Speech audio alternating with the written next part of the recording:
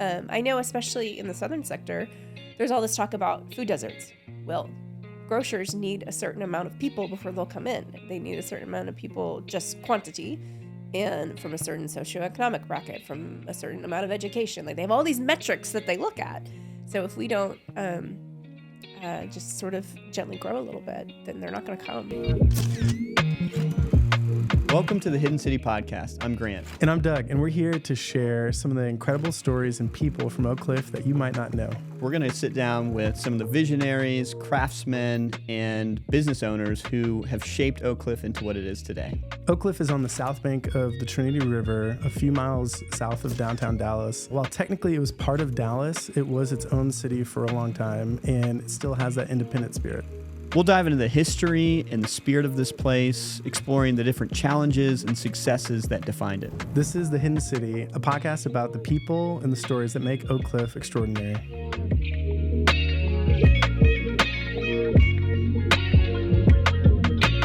Welcome to another episode of the Hidden City Podcast. We're excited to have Stephanie Behring with us today. She is the founder and design partner at ReStudio Architecture. Was a Waxbase member here for a while. Many years. And very, very good to have you back in Waxbase for a day. Thank you. Thanks for being here. So, Stephanie, you moved to Oak Cliff eventually. How'd you get here, though? You were not a Texan from the get-go, if I remember I right. was a Texan. You were a Texan, yes, okay. Grew up in the mid-cities. Okay. And then when my husband and I got married, we were in Irving for a while. Oh, nice.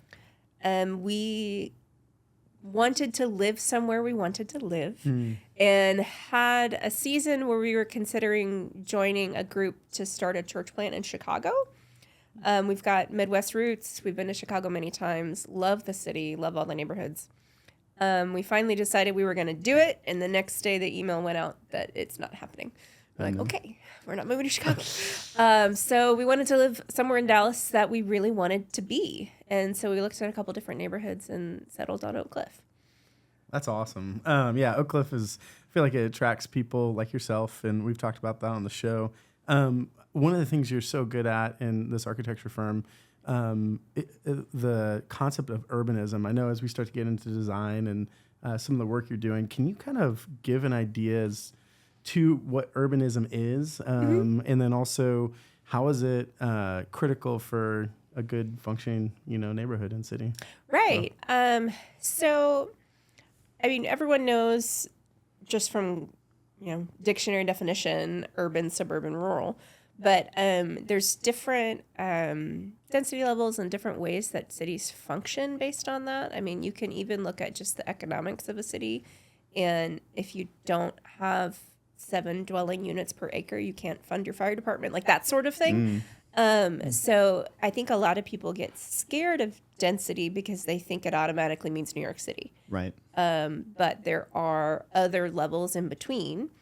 And that's started to get a lot more traction with the term missing middle housing. And so that's everything from duplex to quadplex, and sometimes even up to maybe just like 6 units, 12 units, those smaller in between properties, not a high rise. Yeah. It seems like there's a lot of room for that smaller house or starter home type of housing that we have some of, but not a ton of. And it turns out that's the thing that we're largely missing, it seems like. I feel like Monty has always showed us this graph, and you might know the actual term of it, but it's like the city is like super high buildings, and it kind of keeps going down. Yes, there's a graphic of like from, I think Opticos is the architecture firm that did that, and it's like a single family on a large lot, single family on a small lot, row house attached, quadplex, like all of the different steps in between single family and high rise. And it kind of is this like, you said urban, suburban, rural, kind of it is this like, starts from the downtown area being big and going like I guess into that smaller, but yeah, is that, so within urbanism, how, like, is that all of that? Is that really just focused on that, more of that dense kind of area? Or is this like a, how would you define? Yeah, I would say it's allowing a whole mix of different uses. I think there's also buzz these days about the term like the 15-minute city, where like, okay, where can you walk to in 15 minutes from your house? And a lot of suburban areas have very seclusionary zoning. And so you can walk in your neighborhood for 15 minutes, but you're not able to go to the donut shop. Yeah, right. You're not able to go all these other places. And that's really important. And I think some people who are against urbanism might think, well, you just don't like the country. Like, well, actually, if you keep the urbanism dense, you can preserve the country. Right. And that's a key thing. On the West Coast, I went to grad school in Oregon also, and they have a concept that started in Portland called an urban growth boundary. So they actually have a limit. You cannot build outside this area. And they've expanded it over the years, but by limiting that, and it does make things more expensive within the urban growth boundary, but it preserves all of the open space. And that way you can experience both. That's really interesting. Well, I think particularly in Oak Cliff, Dallas, Texas in general, huge influx of people coming here. So there is this like reality of, hey, we need more housing. We need more places for people to live. And also that tension of, but we don't want to change what we have because it's special. And so I don't know, how do you think about the sort of, is there a middle way here? Is there a way that we can kind of have our cake and eat it too? Yeah, that's where we try and find most of our projects. Yeah, they're hard to find. I think on the flip side also is affordability. Yeah, because you can a lot of naturally affordable things are the things that already exist. So if you're wanting to be affordable, then you're not going to be tearing down a lot of things, and you're going to be doing adaptive reuse and keeping the buildings that are there. But when you've got vacant lots that have been sitting there for decades and no one's done anything, let's start to just sort of gently add some density. I know, especially in the southern sector, there's all this talk about food deserts. Well, grocers need a certain amount of people before they'll come in. They need a certain amount of people, just quantity, and from a certain socioeconomic bracket, from a certain amount of education. Like, they have all these metrics that they look at. So if we don't just sort of gently grow a little bit, then they're not going to come. Yeah, that's interesting. Yeah, I mean, Oak Cliff, you said you're attracted to it. It's in, would you define it in like kind of that urban, suburban kind of mix of sorts, or is it fully suburban? Right. Or So, how would you kind of place us? And the second part of that question is, Oak Cliff is an old neighborhood, so there is a lot of this like, old firehouses or old wax factories or things that have value. Like, is that part of being part of that stage of that urban to suburban kind of area? Yeah. If you want to take it from a pure academic standpoint, I think it's called a first ring suburb because we're like right close to downtown. Okay. But they were built pre-war. And when you have areas that were built around that time period, it was less car dependent, and that's why it works so well. So a lot of the new stuff that's built, if you're in a brand new suburb or you're creating a whole new town, it's much more auto-centric, and so things are more spread out. So that's why, Oak Cliff just works. When we first moved, we got a second floor apartment. It was just 2 units above some shops at 7th and Tyler. And I mean, it felt like we were in Brooklyn. And we would just, walk down the steps, out on the sidewalk, and go walk over to Davis Street or something. And that ability to have everything be interconnected is what makes Oak Cliff kind of a gem. it really is. It feels like a small town to me. It does. I cannot go anywhere, it seems like, and not see a friend at Home Depot or wherever I am. And it's not like I'm going, like you said, the 15-minute sit. I mean, I'm not walking most of the time. Correct. But I am like within a couple miles. Like it's not like I'm really going that far. Whereas sometimes Stephanie is walking. Did you walk here today? I mean, like sometimes Well, I see you walking this. Yeah. If I'm when we worked here, I walked every day because we're 8 minutes. It's an 8-minute walk. There you go. There we go. Came from a meeting. To your today, point, so. it's so close. Like it's like so many of these. That does feel unique in Oak Cliff. Is it's kind of got this closeness to it. And you said it works. It's like there's a good relationship with people and the built environment, and that seems critical for a small town or city or whatever to be successful. Can you Absolutely tell us a little bit about how you think about the relationship between people and the space they live in and the importance of that, how it affects them. Yes. I could go on for a long time about that. Please if I could do. just Please do. spend my Yeah. life researching, if someone would pay me for that, that's what I would be on. What I love about architecture is that really it creates a stage for life to happen. And the coursework and the books and the research that I loved was kind of the psychology behind that and the sociology of space. But there's also the day-to-day of I have a developer client. We're doing a building. We've got to make it work with zoning, and there's all the technical stuff. Yeah. But our environment affects us. So, I mean, even just as we've talked about already, it can affect your health. If you can walk somewhere, you're going to be getting more steps in a day. Or if you have to commute an hour and a half for your job, then that's 3 hours a day away from your family.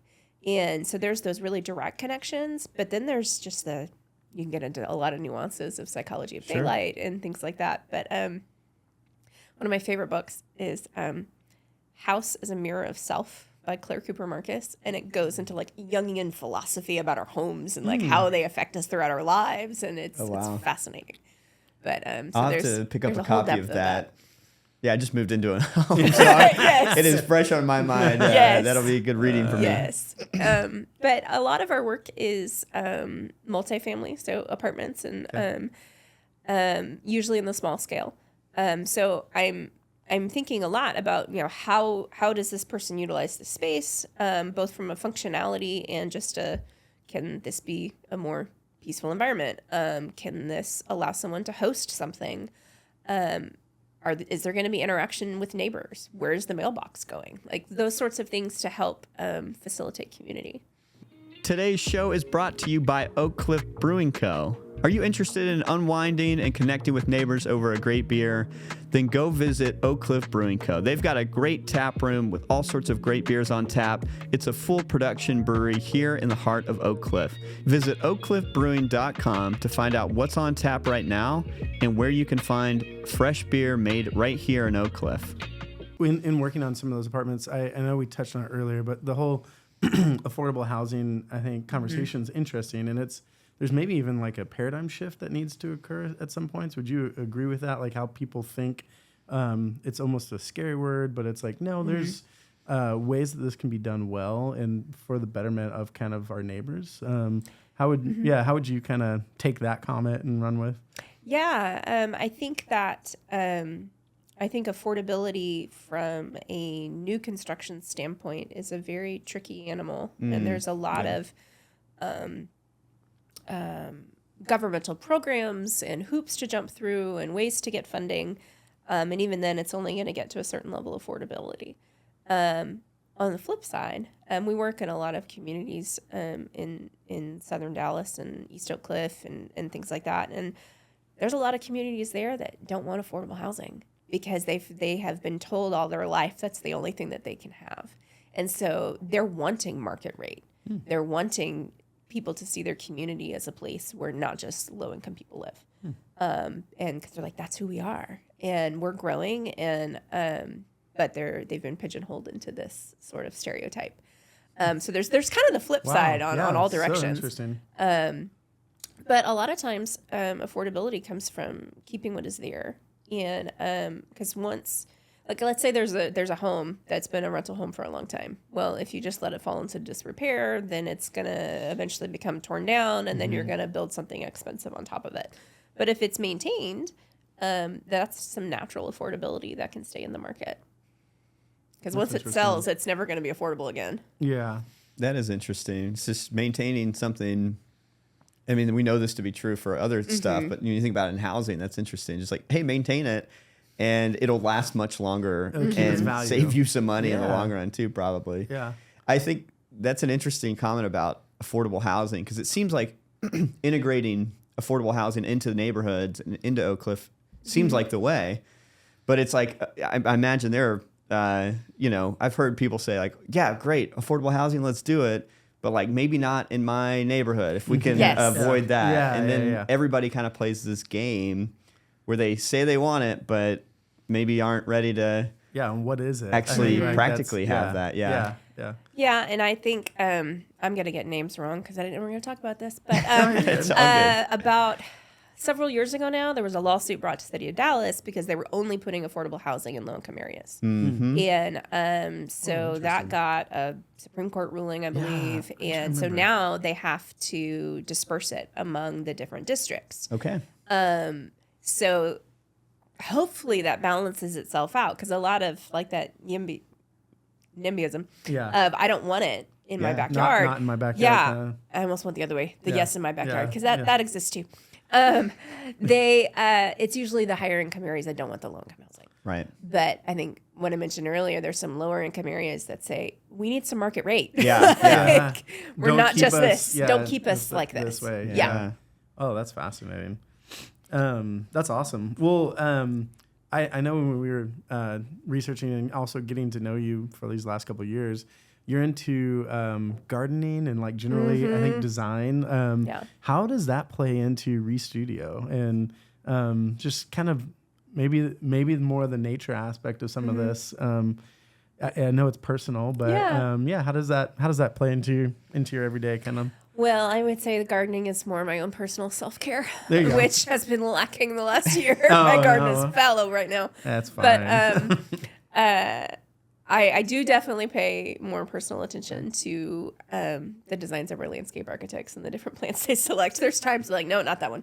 But like that color doesn't work. But then there's other times where I've noticed a lot of times when we're selecting materials or colors on buildings that my own personal bent is towards more naturalistic. We seem to have a lot of green projects. Oh, really? Not sustainably green, color green. Color green. Yes, The color green. That's hilarious. Subconsciously, we're doing that. Nice. Gardening wise, is it just something at your house or is it? Yeah, Okay, cool. it's something at my house, and then there's a community garden for our church that connects to the neighborhood. Cool. And Awesome. That's great. You're the green thumb in the Clintero Some of it. family. Yeah, Try. You really are. I try. Man. Yeah, I had some grapes. We've a watermelon right now, which Grapes, somehow is that's like not crazy. what you hear very often. Yeah, well we done. went for it. But then, man, they got hit with some bug or something this past year, and I don't know. We're figuring it out, but yeah, I enjoy it. Yeah, it's fun. So do I. All I've been able to keep up with is the stuff that I don't have to maintain. Yeah, So like we have a peach tree. Oh, good. And so I had to teach myself how to can this summer because we had a bumper crop, and then pecan trees, and so we're shelling pecans right now. Pecans and peach. That's not a bad. I know. Wait, okay, peach tree. I'm curious for my own information. How old is the tree? Like, is it? Well, okay, so we got it from a friend. Okay. Another urbanist friend. Okay. Shout out to Nathaniel Barrett. Nice. They were redoing their yard, and they had a peach tree that was in a pot. And so I think it was already 5 years old when they got it to us. Okay. And so it might be 8 or 10 now. That's awesome. But it's been 5 years in the ground. Okay. And it did really well. Cool. Yeah. Okay. Lots of peaches. Great. All right, You guys trees. need to start I- bringing the fruit up to Waxby so I can enjoy it. I've But got some jam I could share. there we go. Please do. Well, when you think about the work you do, there is like and we've talked about this on other episodes too, but it seems like trying to kind of restore buildings or kind of maintain what is here is often a harder way to go because it's just can be more expensive or it can be harder complexity wise. And how do you, think about that in relation to what can be like the shiny object, which is like, hey, just scrap that, build something new there. Which feels like the Dallas way sometimes. Like, I think, growing up in Dallas, that is the new shiny, like happens for a while kind of thing. But Oak Cliff definitely has this vibe of take the value of something that's been here and kind of bring it to. But yeah, I just feel that, there is a lot of value there. There's like an economic decision there too, though. It's like, because you do have to make the numbers can only go work. so far. As Monty always says, making money is the most important, but doing good is equal. I've always thought that was an interesting. Well, that same crowd that money runs with has another phrase: if you can't get the rent, you can't build the building. Exactly. So, Yeah, you there do you have to go. have the numbers work. Yeah. Right. Right. But there's a lot of levers you can pull to make that happen. So when you think about projects that you're like, hey, yes, we should do this. What are some of the things that you need to see like boxes ticked that make it feel like, okay, this is the right kind of project for us. Yeah. So most of it is a multifamily urban infill kind of context. Cool. So I'm looking especially at at the neighborhood that it's in. So you're right about Dallas is a lot of shiny, and that also, it's not just this is an object, but usually when you think about something as an object, you forget its context.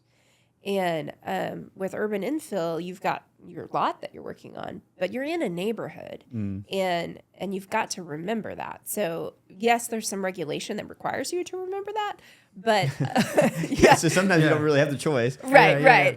But you should still be conscious of it as a builder and an architect. Right, as you're designing and what feels appropriate to the street that you're working on and those sorts of things. So that's what's important to me is sort of location and what the broader context is.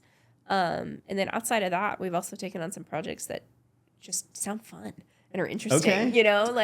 Give us an example. Which one that you've loved that you got to work on over the last few years, or if there's anything in Oak Cliff too that I'm also trying to think of what can be talked about. Oh, fair enough. You can come back on a later episode and give us the scoop if you want. Well, Builders of Hope is one of our clients, and I love working with them. They're great people, and I love their mission.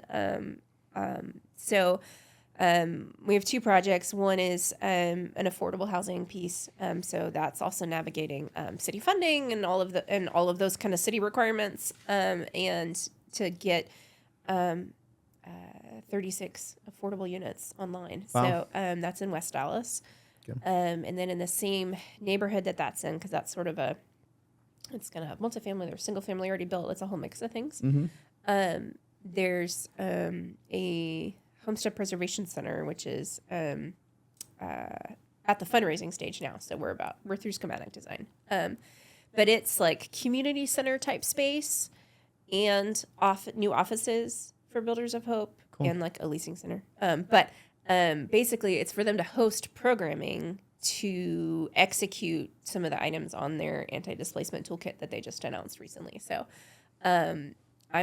that space I love it. And I can't wait for the fundraising piece to go forward so that we can keep going on it. That's awesome. Absolutely. So you're also, I feel like Habitat for Humanity, right? I think it was Engineering Missions International. Yeah. You're drawn to some of maybe the nonprofit world or humanitarian kind of stuff through this. What makes you do that? What's the tick behind that and the draw? I think that I'm just curious. Yeah. Well, so it's faith, and I remember even being in school and being like, how can you serve God with architecture? And it's like, oh, you're just going to build churches. I'm like, that's not what I mean. I don't want to build churches. So I mean, I think that not a good business right now. Well, also think of Oak Cliff and how many churches we have here, and so many of them are vacant. So many of them are getting bought, right? That's right. It's like there was more churches in Oak Cliff per capita or per land mass than anywhere in the United States. Yeah, it was ridiculous. We read that in some book. I think going down 12th Street or something. It was like, here's the Presbyterian, here's it just kept going all the way down. Here's the Episcopal, it's like all of it. Anyways, not to interject. Okay, keep going. You were saying though, your faith kind of was like, oh, I want to give back in some way. Yeah, there's some way to. I mean, design is a service. It's not. Often it's relegated to the wealthy, but we all live in buildings. We all experience buildings. We all live in our environment, and it can serve. So I think Habitat was a little bit more on the college level, doing things there, and I think the next step after that was Architecture for Humanity, and that's actually where Ryan and I met. My husband. Oh, nice. We met at a meeting, or we met at a bar because. The meeting was in a bar. Okay. And then our first year of marriage, we both served together on a trip with Engineering Missions International, and they're a great global organization. Was this the Beirut kind of? Yeah. So it was in Lebanon, outside of Beirut, and that was an amazing experience. Okay. And it was ourselves and a civil engineer and some interns that were with the program for a couple months. And basically it was there was a nonprofit in Lebanon that was created after their civil war in the 80s. And it was to give, it was like summer camp for kids from war-torn countries. And it started with just kids in Lebanon, and then it's grown a little bit throughout the Middle East. So they had some property, and it was to build camp facilities and a training facility for teachers. So it's a really interesting process because we design to a certain level, and then they do fundraising with it, and a local architect or engineer, depending on their regulations, takes it from there. But it was a wonderful experience. I've heard Beirut's amazing. We had the Kegels, if you know, Andrew who runs the farm. They lived there for about a year, maybe more. Yeah, so y'all should connect on it. But absolutely. Beirut has always sounded awesome. It's a fascinating city. Yeah. It's just such a mashup of so many different cultures. And a lot of art too. Like a lot of art. Or Andrew was just like, there's actually a film scene and all this thing that's just happening. Yeah. Yeah, and French is spoken a lot. Yep, But what's amazing is the Lebanese government, like you're required on like their equivalent of a driver's license to put your religion. Oh. And wow. The government requires certain roles to be filled by certain religions so that it's dispersed. So like not one person can get power. Fascinating. And it's not just group. Christian and Muslim, it's like all the different sects in between as well. Oh, So that's fascinating. So it's like mandated basically. Yes. Like, hey, we're going to be like very the president transparent has about to be this. Shia, and the head of parliament has to be Sunni, and like all of this stuff. So wow. Yeah, it's fascinating. I had no idea about that. I know. Oh, it's just so interesting. Travel. I love it. I love that you have like Beirut experience and now we're in Oak Cliff. That's awesome. Mark your calendars. If you haven't heard, March 2nd in Oak Cliff, we're going to have the Mardi Gras Parade. It's Sunday, and thousands of people come out for it in line Davis Street. You don't want to miss it. Go to gocliff.org to get some more information and make sure to follow them on socials as well. So jumping back into Oak Cliff here, I think we touched on it earlier. Oak Cliff, like you said, really just kind of works. But I think of examples, and maybe you could share some of your favorite examples of how you see Oak Cliff just working architecturally and design-wise. What's some of your favorite parts of it? Well, I think a lot of times you have to think about scale. So we've got really vibrant neighborhoods. And it's not just Oak Cliff as a neighborhood. I mean, I'm thinking specifically Elmwood, specifically Kid Springs. Like as individual neighborhoods, they function really well. And I think a lot of it is they're small enough and they have walking access to different things. So like I'm loving seeing what's happening here in Elmwood and all of the development that's happening around all the new shops coming in. I think it's great. And I want to see more of it. Yeah. But I think a lot of it is more long scale, and being able to preserve what's there and then thoughtfully add to it where necessary. No, that's great. Yeah, I feel like Elmwood's been fun. We've my wife and I have been here for almost a decade now, and seeing like, not that it's like crazy long, but it's like, oh, there's some things that have like come into the downtown area over time and have changed, and you get to see people using it more. I think that's the thing. It's when we were first kind of here, it was just like a lot of people just coming in and out, and it's like now I'm like seeing people walking around a ton, going to get a burger at Herbie's or chocolate at Olmo or coffee, and that's kind of awesome. It kind of feels like the dream for these, neighborhoods within Oak Cliff. Absolutely, and we live kind of Elmwood adjacent. We're just north, and we've seen it too, and it's a little bit of a long walk, but we can walk to the side. That's We've right. done that on a Saturday morning. But I think throughout Oak Cliff you see that, and so I know that people have recognized some of those nodes, and the ones that are sort of sleepy. There's effort to put some energy into those, and I know we try and see those over. So we're over in East Oak Cliff. We office off of Ewing, and we're right next door to Better Block, and which is really fun. What a great neighbor to have. It's great. Speaking of urbanism, so we've done some stuff with them throughout the neighborhood, and that actually.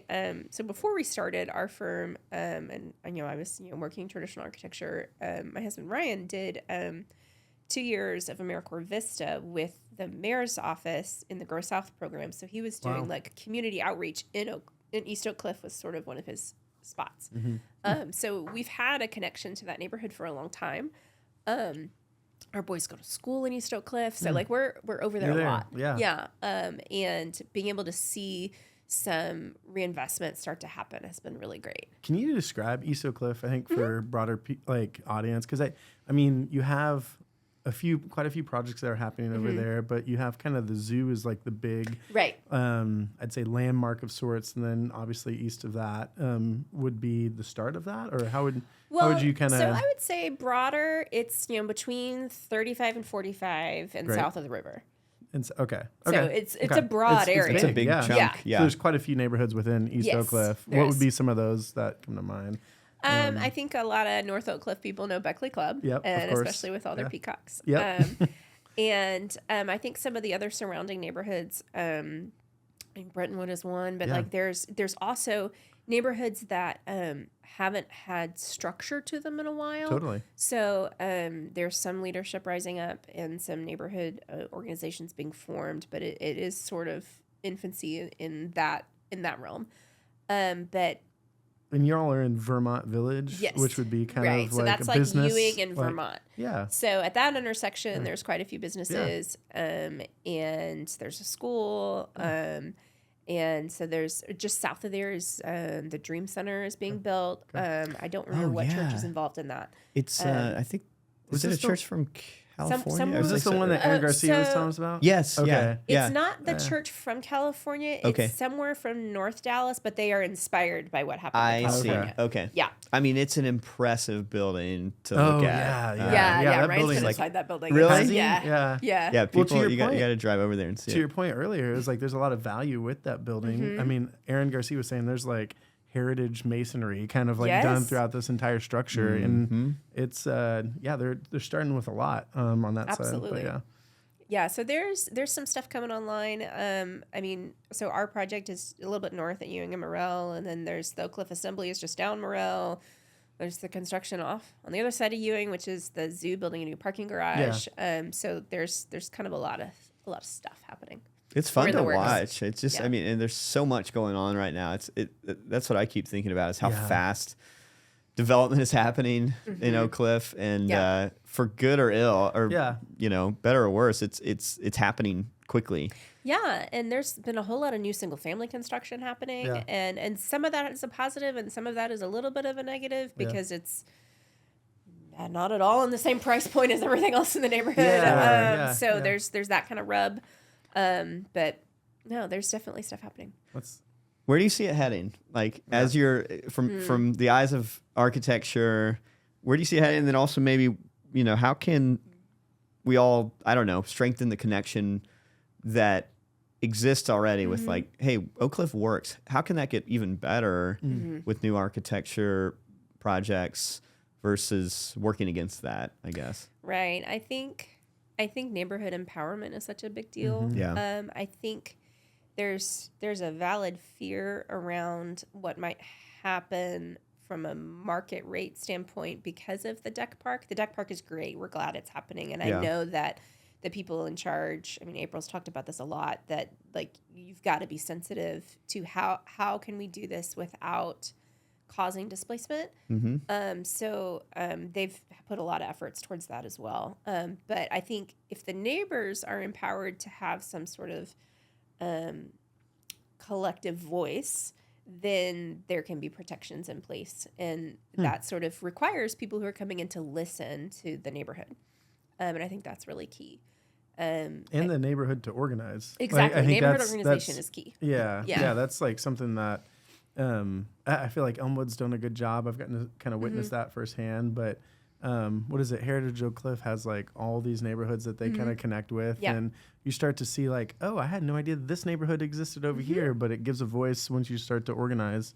Absolutely. And advocate a little bit for your kind of people around you. Absolutely. And there's, I mean, like 10th Street is in that area, and that's a historic Freeman's town. Yeah. I mean, there's a lot of, actually went, last weekend there was an event with BC Workshop and Texas A&M had done like 4 different studios over the last couple of years. That's About great. Gig that of Aggies? neighborhood. Yeah, we got some We got Aggies. Aggies in the house. You're in the show with some Aggies right now. I know. I got to meet some professors that I hadn't met that are that's new to awesome. the school. And it BC was really Workshop's been impressive. I feel like they've done storytelling well. great. Their storytelling side is great. Yeah, for sure. Yeah, I think that was the first time I had like seen some of the, like, I think they did some documentaries or like Yeah, they have. kind of like the South Dallas, some of the not the best history, like some ugly history of sorts, and then even how that worked in with like design of that area. Yeah, So but you can't ignore the ugly history. not at all. Yeah. No. And they're telling some of it, which was interesting. But that's great. Okay, so you went to, you said, a meeting there and got to kind Yeah, of they had put see. a lot of the work from some of the students on display, and it cool. had like mapping of the area and historic stories, and all of that is so important to preserve.